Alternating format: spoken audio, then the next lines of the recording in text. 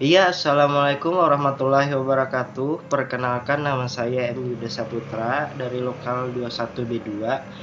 Pada kesempatan kali ini saya akan menjelaskan dakwah Islam dari masa ke masa. Adapun tugas pembuatan video ini adalah dalam rangka untuk memenuhi final tes mata kuliah sejarah dakwah dengan dosen pengampu Ibu Rizkiatul Hasanah tentang mind mapping atau peta konsep dakwah Islam dari masa ke masa. Yang pertama yaitu pada masa Khulafaur Rasyidin.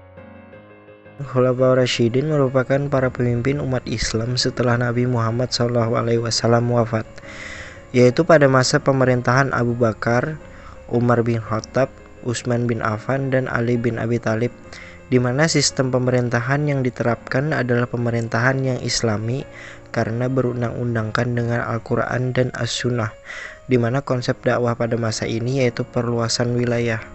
Dimulai dari Abu Bakar As-Siddiq. Abu Bakar melakukan ekspansi wilayah keluar daerah hingga mencapai Basrah, Qatar, Kuwait, Irak, bahkan hingga daerah kekuasaan Kekaisaran Romawi yang meliputi Mesir, Syria, dan Palestina. Gerakan dakwah yang paling menonjol pada Khalifah Abu Bakar ialah pengumpulan Al-Quran. Alasan utama dikumpulkannya Al-Quran ialah rasa kekhawatiran seorang Umar bin Khattab terhadap masa depan Islam jika kadar intinya yang menjaga Islam dengan Al-Quran gugur satu persatu di medan perang. Terus yang kedua yaitu Umar bin Khattab, di mana Umar bin Khattab ini sendiri caranya yaitu dengan memberdayakan ulama di daerah Irak, Iran, Syam, Palestina, dan Suriah. Selanjutnya yang ketiga yaitu Utsman bin Affan. Melalui proses yang panjang maka terpilihlah Utsman bin Affan sebagai khalifah.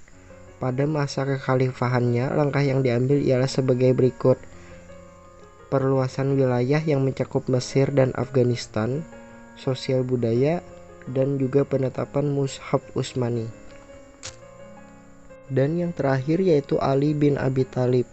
Gerakan dakwah yang telah dilakukan oleh Khalifah Ali secara garis besar dapat diperinci sebagai berikut. Yang pertama yaitu merombak para pejabat keras, terutama pejabat yang didominasi oleh keluarga Bani Umayyah. Yang kedua yaitu menyamakan kedudukan seorang di mata hukum. Lanjut pada masa Khulafaur Rasyidin yaitu masa Daulah Umayyah. Pada masa Daulah Umayyah ini masih menggunakan metode perluasan wilayah, hanya saja pada masa ini lebih ditekankan ke memakmurkan masjid. Pada tahap selanjutnya yaitu Daulah Abbasiyah. Pada masa Daulah Abbasiyah ini yaitu metodenya bertitik berat kepada ilmu pengetahuan yang berkembang pesat, di mana pada masa itu ilmuwan-ilmuwan dunia lahir dengan penemuannya seperti Al-Ghazali, Al-Khwarizmi, dan sebagainya. Dan tahap ini masih menggunakan ekspansi wilayah yang mencakup area Afrika Utara, Andalusia, Romawi Timur, dan India.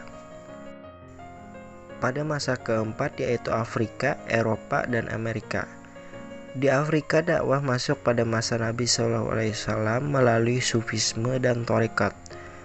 Sedangkan di Eropa masuk dari Spanyol yang ditaklukkan oleh Tariq bin Ziyad, dan yang di Amerika masuk dibawa oleh para budak Afrika.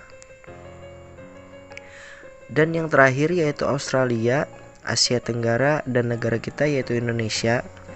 Pada negara Australia dakwah masuk melalui imigran dari Timur Tengah, sedangkan Asia Tenggara dibawa oleh para pedagang dengan cara damai, ramah, dan toleran. Sedangkan di negara kita yaitu Indonesia dibawa oleh para wali songo dengan cara bertahap selaras dengan budaya dan mendirikan pondok pesantren. Ya, mungkin itu saja yang dapat saya sampaikan. Salah hilap mohon maaf. Wabillahi taufik wal hidayah. Assalamualaikum warahmatullahi wabarakatuh.